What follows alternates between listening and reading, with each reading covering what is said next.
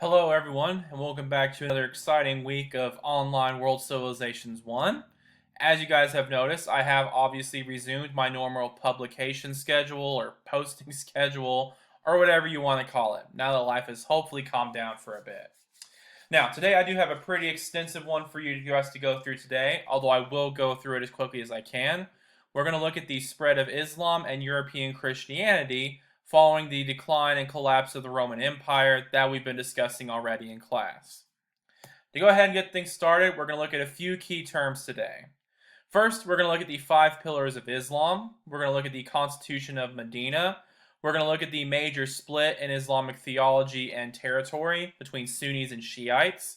We're going to look at a Christian figure named Charlemagne, and we're going to compare the Roman Catholic Church and Greek Orthodoxy, which were the two obviously major Christian distinctions you could be a part of at this point in time.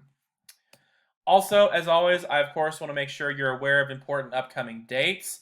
This is one that's a little bit out of date, but since it is such an important assignment, I thought I'd still throw it in there. Your midterm writing assignment was, of course, due on November the 6th at 5 p.m. However, if you're viewing this on a Monday, that assignment should still be open, so I would go ahead and get it turned in as soon as possible if you haven't done so already.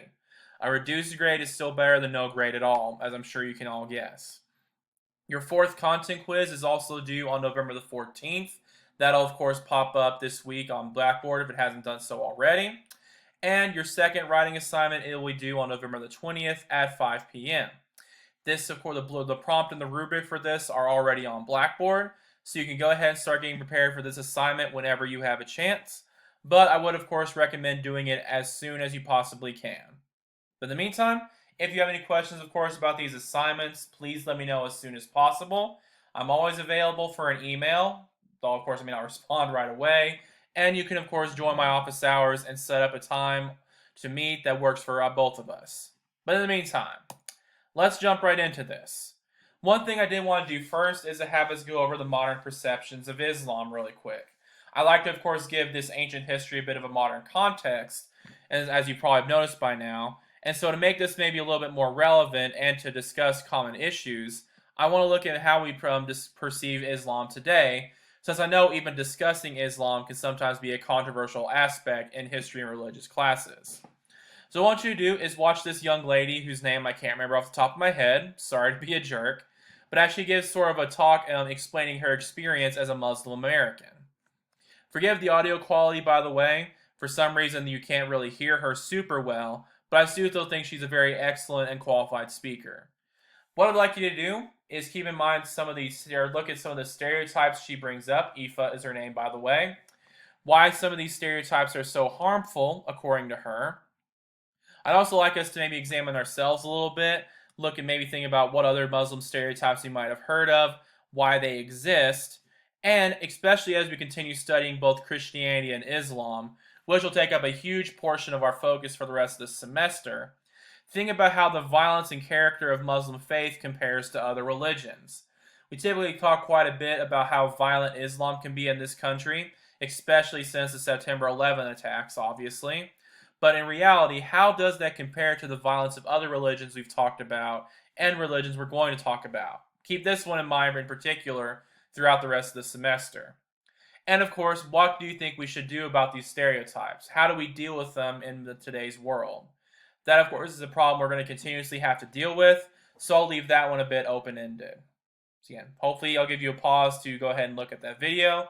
You should be able to click right on the link once you access the PowerPoint. And again, keep these things in mind. Our first awkward pause of the day. Wait a minute. I'm going to assume you've hopefully paused this video to view that one by now, so let's go ahead and move on. Again, to get to the start of Islam, we're going to look at its founding a little bit.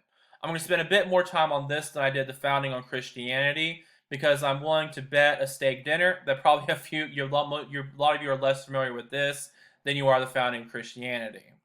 So, just to go through it relatively quickly. As you might know, the founding of Islam is credited to the Prophet Muhammad, who is believed to have been born sometime around 570 CE, although secular historians sometimes dispute the Islamic record. But anyway, he was originally a moderately successful trader who was born in Mecca, which at the time was part of Hijaz, which was the western tribal region of Arabia. It was very similar to, example, the Vedic civilization we've talked about several times, where you essentially have various tribes that have a common culture and language, but really have no central political authority like the Roman Empire, like the European monarchs, or anything like that. It is believed by Muslims that on 610 CE, he experienced the first of a series of revelations that came from God, or as he's referred to in Islam and in Arabic languages, Allah, while he was on a month-long spiritual retreat. To give you a bit of an idea of some of the teachings he received. These teachings are believed to have been given to him by the angel Jibreel, or as he's known in our languages, Gabriel. The revelations revealed that there was a single all-powerful God named Allah, and all people were required to submit to his authority. Everyone was required to act righteously, set aside false idols, and to care for the less fortunate. Now, why do these teachings seem familiar? And if so, why is that the case?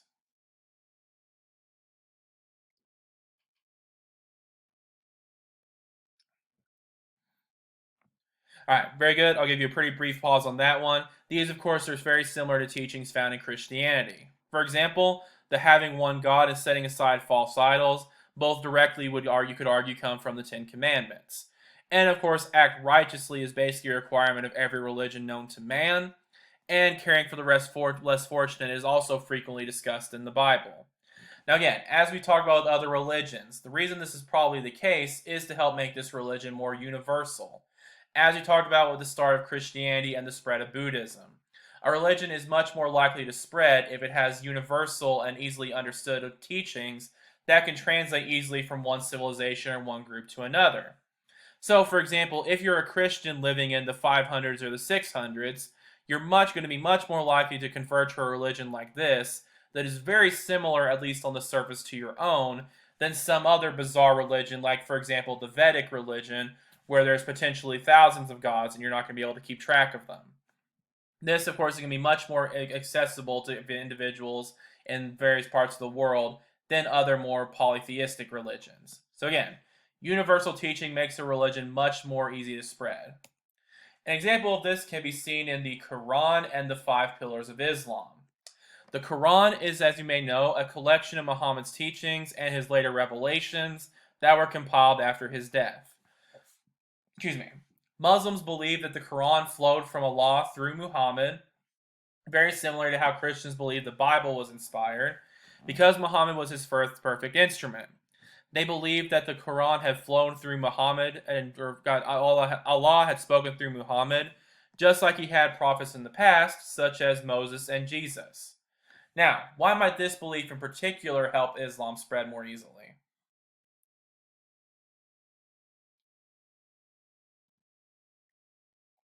Very good, those of you who have either a good memory or good notes watching this at home. It's very similar to how Hinduism, for example, started to claim Buddha as one of their gods, or how various other religions have claimed prophets as their own. If you can claim that Jesus is still a significant figure and a part of your religion, it again might be a bit more accessible to a Christian than saying Jesus didn't exist or Jesus has no significance. It's still a pretty important difference because they believe that Jesus was a prophet and not the Son of God like Christians do. But it's still more understandable and maybe easier to believe than just saying, oh, Jesus' teachings don't matter. The 5 pillars of Islam are also considered to be fairly universal. The 5 pillars go as follows. First, you're required to proclaim that there is no, all Muslims are required to follow these, by the way. The first is that you are to proclaim that there is no God but Allah and Muhammad is his prophet. The second is that you are to pray 5 times daily facing Mecca. The third is that from sun up till sundown you will fast during the month of Ramadan. Fourth, you will go on pilgrimage to Mecca at least once if you're able. And 5, you will pay alms to help the poor. So once again, very universal teachings. Christianity, for example, is also very passionate about the idea that you proclaim your acceptance of God and his message. Prayer is a very important part of various religions. Fasting, while it seems extreme to us today, is also a very common practice in Judaism and Christianity. Pilgrimages, as we'll talk about in the Christian world, was a very common practice as well. And again, as I mentioned, paying alms for the poor is a very common aspect of many religions. So once again, these universal teachings are considered to be a reason why Islam ended up becoming one of the more successful of world religions. Now, to help explain sort of the complexity of Islam throughout world history is the political connection that existed essentially from Islam's founding. Now, to explain that, we have to go back to 622 CE. In this year, Muhammad and his followers fled Mecca to the unpopularity of their region due to the unpopularity of the religion in that area and settled in Medina. This is considered to be such an influential date that it is the official start of the Muslim calendar, and is when the new religion was officially labeled Islam, which comes from the Arabic word submission, relating to submission to the will of God. The important thing I want you to get from this instance is the Constitution of Medina. The Constitution of Medina declared that all local disputes in this area must now be referred directly to Allah and to Muhammad. So they would be the ones, essentially, you could argue, who are going to settle disputes now. Now, is this a good idea? And what kind of precedent is it going to establish?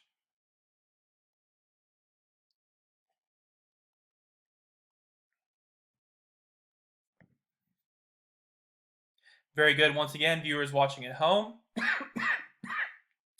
That's the water, not Corona, by the way. Yeah, any of you political science experts could probably pick up on this one very quickly. This directly helped lead to one of the major problems many individuals have with Islam and its relationship to the government. From its very founding, Islam was directly connected to politics and to the state. So essentially, you have your God, if you believe in Islam, but definitely your religious leader directly controlling your government and handling your legal issues. This means that from the very beginning, Islam essentially has no real belief in separation of church and state and is directly involved with the government. Because of this, in Islamic belief and in the Quran, pretty much from the beginning, righteous action and behavior in Islam was connected to territorial expansion and empire building. Muslims believe that their goal should be to spread Islam across the world. Again, as you can see, this is going to lead to a pretty problematic understanding. Many people don't like the idea of a religious government being forcibly spread across the world. This again helps lead to sort of the problematic way we sometimes perceive Islam and Islamic history. This continued with Muhammad's successors and the beginning of Dar al-Islam. After Muhammad died in 1632, he was initially succeeded by what Islamic historians refer to as the four rightly guided caliphs. As we'll get into a little more detail in a second, one of the main disputes in Islam is who was supposed to eventually succeed Muhammad. These four caliphs are the ones that pretty much every Muslim agrees were supposed to succeed Muhammad. They came up with the concept of jihad. Jihad is a belief that the Islamic State, known as Dar al-Islam, needed to expand across the world in conflict with the Dar al-Har, which is the world of warfare. So essentially, the Dar al-Islam needs to overtake Dar al-Har. Within 15 years, these caliphs were able to expand Muslim territory into modern-day Syria, Egypt, and Iraq. Later, this empire was able to coalesce into the Umayyads. This was initially a Meccan clan which laid claim to Muhammad's legacy after the last of these four rightly guided caliphs was assassinated. They moved the Islamic Empire to Damascus in 661 CE and did not allow non-Arab speaking converts to hold public offices. Keep this in mind, by the way. This is a very common characteristic of these Islamic empires. They typically don't give the same rights to non-Arabs and non-Muslims as they do to Arabic Muslims. But again, from the very beginning, very clear connection between Islam and political activity. Now, this behavior helped lead to the Abbasid Revolution and more imperial Islam. By about 750 CE, there were 250 to 300,000 ethnic Arabs in this Umayyad Empire, but about 25 to 330 million estimated non-Arabs in this empire. Why is this going to be such a problem?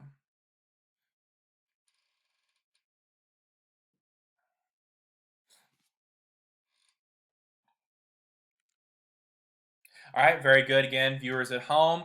As you might imagine, a minority population trying to exert their will over a much larger population typically isn't going to go very well.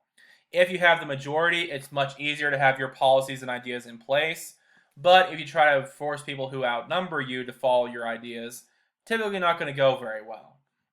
This led to the formation of the Abbasi coalition, who were led by a non-Arab family who still claimed descent from Muhammad. They established a new caliphate, which claimed that there were political rulers who stretched all the way back to Muhammad, and started their own empire in 750 BC, or 750 CE, with their new capital being located in present-day Baghdad. Now, to give you a bit more of an idea of what these caliphates were like and what the Islamic Empire was like. Some of their methods of rule. On the one hand, these Muslim caliphs wanted to combine Persian policies of absolute rule along with Byzantine policies of living in seclusion and having a hands-off approach in your government. To give you an idea, is this going to be, or to help you think about this, is this going to be effective? As a point of comparison, is it going to be effective if parents try to be strict with their kids but very casual and hands-off at the same time? Any of you who are actually parents can probably answer this for me pretty easily.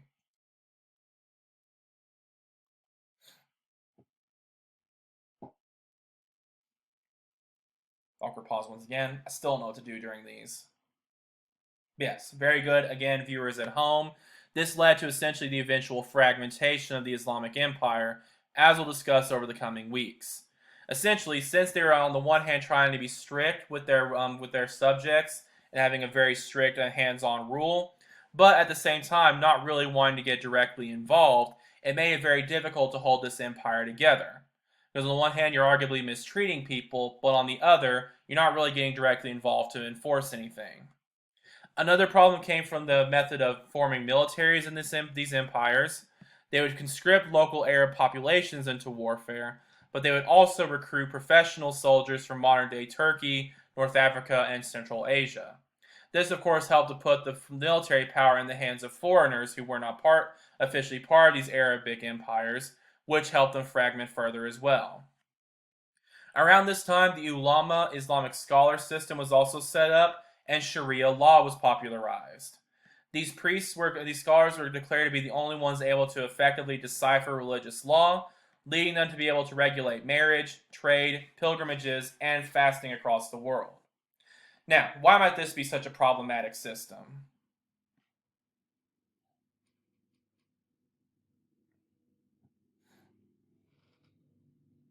Okay, very good. Once again, viewers at home, it's very similar to other priestly systems like the Egyptians and the Vedic peoples we've already talked about. You're essentially getting a group of elite priests who are able to have great power because they're holding themselves as the only ones able to interpret the religious law, which means everyone has to rely on them in order to maintain a good relationship with God or Allah. So again, very similar to social hierarchies we've seen across the world already. Now, to sort of start wrapping things up with Islam, we will also talk about gender in Islam. The gender relations in Islam are one of the more problematic aspects of it in the eyes of many people and affects our current perceptions of it. Interestingly, before Islam arrived in Arabia, Arabia was seen to be a sort of the last bastion of a more matriarchal society in the world. Men actually married into women's families in the region, and women were allowed to have a variety of jobs and marry more than one husband. Changing ideals can be seen in Muhammad's relationship with women as well. His first wife, Khadija, if I'm pronouncing that correctly, was an independent trader who was 15 years Muhammad's senior. Later, after she died, he took multiple wives and began to insist they stayed veiled as a sign of purity. He eventually would marry his favorite wife, Aisha, at just 9 years old, which obviously, especially in our modern context, is very problematic, to say the least. So again, leads to a bit of Islam's complicated reputation in the world today. After Muhammad died, Islam became pretty firmly patriarchal as it began to spread across Southwest Asia. Men were allowed to divorce at will, women were not able to do so. Men could have 4 wives and various concubines, and women were largely secluded from public life. While there were some positives and the Quran did give some benefits to women, as you can see, for the most part in much of the Islamic world, it was a very patriarchal society. Now, to finally wrap up Islam and start getting us into Christianity, we're going to look at the political and religious divides that started to exist in Islam. As I mentioned, by the 900s, officially, the Islamic world started to split up into multiple caliphs across Central Asia, Africa, and even in portions of Europe. Again, this began to happen because they were not really willing to have strict control over their empire, and they spread out too much military authority. However, the most long lasting and consequential divide that exists in Islam is the religious divide. This divide again exists because various Muslims started to disagree on who was actually supposed to succeed Muhammad. One of the two main groups are the Sunnis and the Shiites. Sunnis believe that authority had rightly gone from the rightly guided caliphs to the Umayyads and then the Abbasi. So essentially, after the four rightly caliphs died, they believed that the Umayyads were the ones Allah intended to take power, and the Abbasi after them were also meant to take power. However, Shiites, or members of the party of Ali, disagree. They believe that Ali, the final assassinated rightly guided caliph, his descendants should have been the ones to take authority because of their alleged prophetic and political abilities. Today, while the vast majority of Muslims are Sunni, Shiite beliefs are extremely popular among non-Arab ethnic groups. Looking back on what we've already discussed, why do you think that might be the case?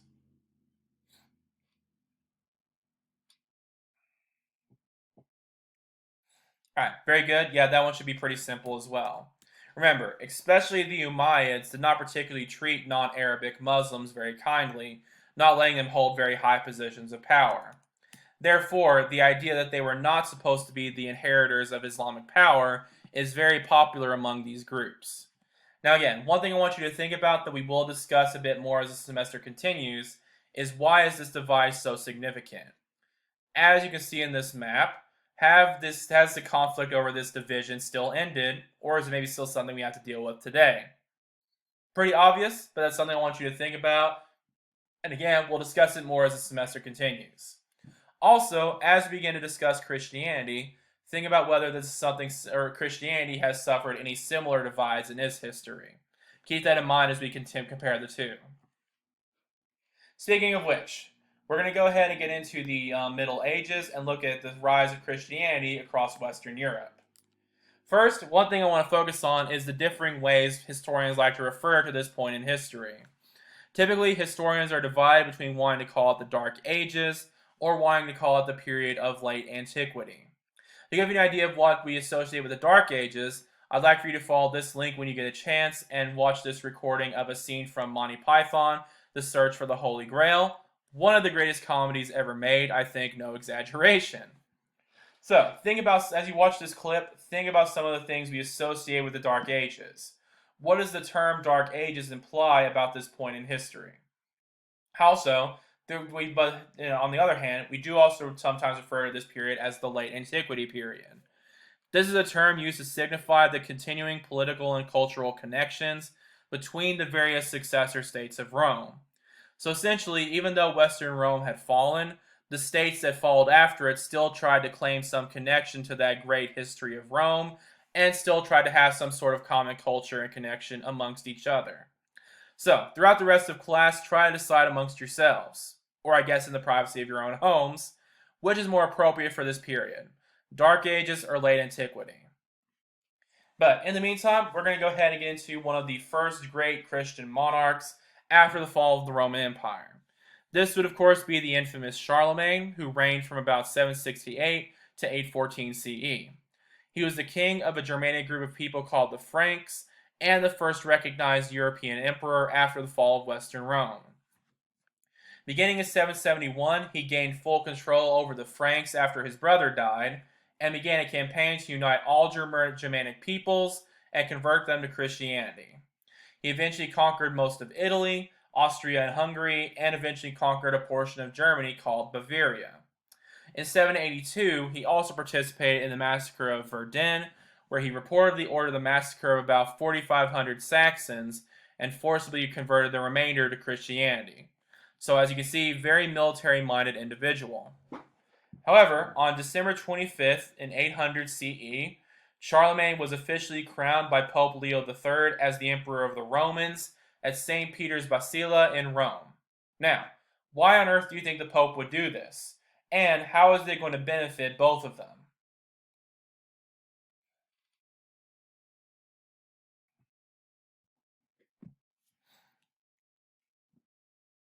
Right. Very good again, audience at home. I'll give you a pretty brief pause on this as well, since it's pretty similar to things we've already discussed with past monarchies and past religions. Very similar to like other civilizations we've discussed, this is essentially an alliance between political power and religious power because they essentially give authority and benefits to each other. On the one hand, you have Charlemagne, who's going out and uniting Europeans and converting Europeans to Christianity. This, of course, will give the Pope more authority because more people will be followers of his religion and listen to what he has to say. This also benefits Charlemagne because it essentially gives now a very clear religious justification for his rule. So anyone who identifies as a Christian that follows the authority of the Pope in Rome is now going to automatically listen to Charlemagne because he seems to have the blessing of the Pope, and by extension, you would believe then the support of God himself. So again, very clear relationship. They essentially both give authority and respect to each other. Now, to give you an idea of what Charlemagne's empire was actually like, many historians do sort of like to justify the Dark Ages label by comparing the state of Charlemagne's empire to the Islamic empires, which are going on around the same time. The Frank Empire population was, even at its height, was always less than 15 million. This, of course, is about half, at best, of the Umayyad Empire in 750 CE, many years before, or around the same time, even in the early years. So again, big difference in population. The army was also quite small, even by ancient standards. Charlemagne's army at its height only ever equaled about 5,000 soldiers. His palace in Aachen was also 330 by 655 feet. This is very small in comparison to the Baghdad Caliph Palace, which just by itself was over 250 acres. Aachen was also the only recognizable town of all of Charlemagne's empire, with everything else essentially just being a very small collection of villages. Now, to give you a bit of an idea of the economy, Charlemagne's economy was primarily based upon slavery, with various prisoners of war being sold in Alexandria, Tunis, and throughout most of Spain. This actually, for those of you who like depressing fun facts, I suppose, led to the origin of the term slave. Most of Charlemagne's victims were Eastern Europeans known as the Slavic peoples, which is where we eventually got the term slave from the word Slav. So again, very widespread, despite his small and relatively weaker empire in comparison to the Islamic states, still quite an influential impact across the larger world. Now, we'll go ahead and start wrapping things up, looking at the Roman Catholic Church itself. During this time period, and partially due to Charlemagne's influence, the Roman Catholic Church became a very powerful institution at this time. The Roman Catholic Church was essentially a universal religion many Western Europeans wanted the whole world to join. For example, the Saint Augustine of Hippo believed that the city of God would eventually take its earthly form in the form of the Roman Catholic Church. Excuse me. Throughout this time period, the relationship between bishops and warrior knights in Europe also became very, very strong, which is something we typically know as monasticism. These were men and women who would choose to live alone and dedicate themselves to God. They would organize the sacred texts that eventually became known as the Bible, primarily in Latin. Now, looking ahead a little bit, why might that be such a problem for the rest of the world?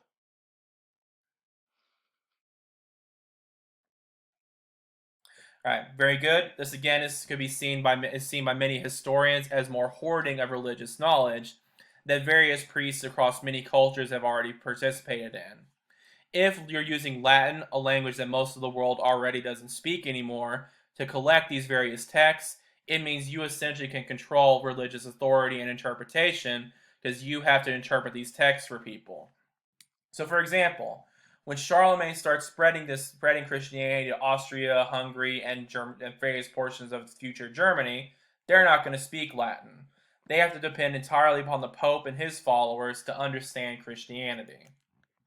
Also, the relationship was formed between warriors and monks, with, of course, the most prominent example being, again, that relationship between Charlemagne and the Pope. Essentially, the monks would gain protection from these warriors, and warriors would gain prayers to absolve them of their sins. Now, is this a good system?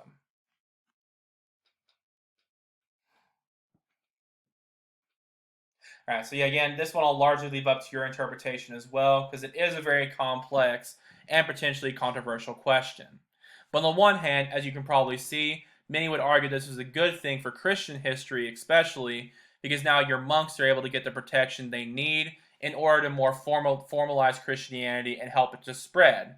And warriors are getting being absolved of their sins, so are being able to have some sort of religious connection and spirituality. However, many people believe in the extreme form of this that it can be used to justify military campaigns that perhaps don't need to be justified.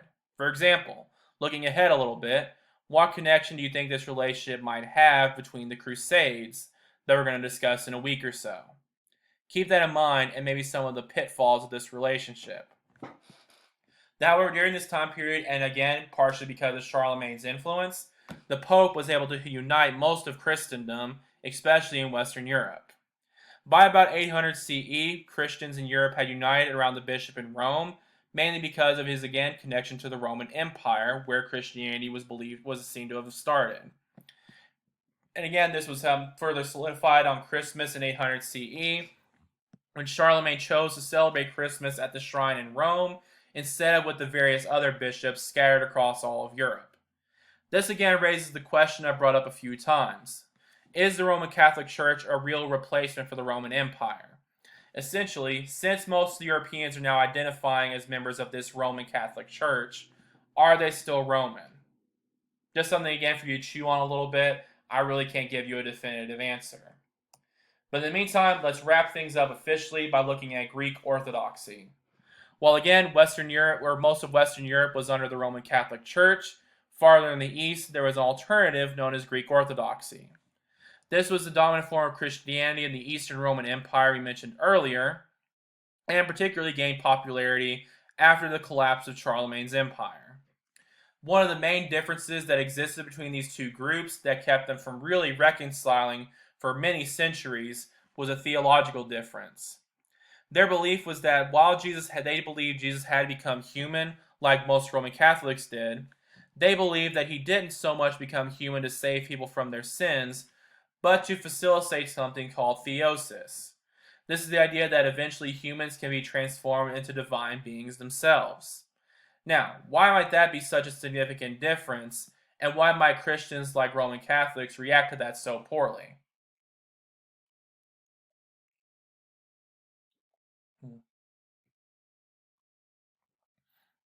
Right, those of you who are a bit more familiar with more common Christian beliefs can probably answer that one. Essentially, many Christians would consider it blasphemy the idea that humans could ever become godlike or ever become gods themselves. As I've mentioned previously in this lesson already, but even before that, one of the main ideas of Christianity is that there is one single God, and humans cannot have any real equality or reach his holy status, or however you want to refer to it. I've been talking for 2 hours today, so I'm not sure. But the point is, this would again be considered blasphemy. Many Roman Catholics who are very devoted to a single God don't like the idea that anyone could ever approach a godlike status. So again, very difficult theological difference to bridge over. This led to a lot of denominational conflict. The Greek Orthodox Christians didn't like the Franks due to their constant desire to expand, and the Roman Catholics didn't like Greek Orthodox Christians because of their Greek heritage. So again, very clear conflict. As we'll talk about more in a couple of weeks, this helped directly lead to the Fourth Crusade from 1204 to 1202 to 1204, where Latin crusaders loyal to the Franks sacked the Church of Holy Wisdom in Constantinople and destroyed the Imperial Library of Constantinople. So again, very clear conflict.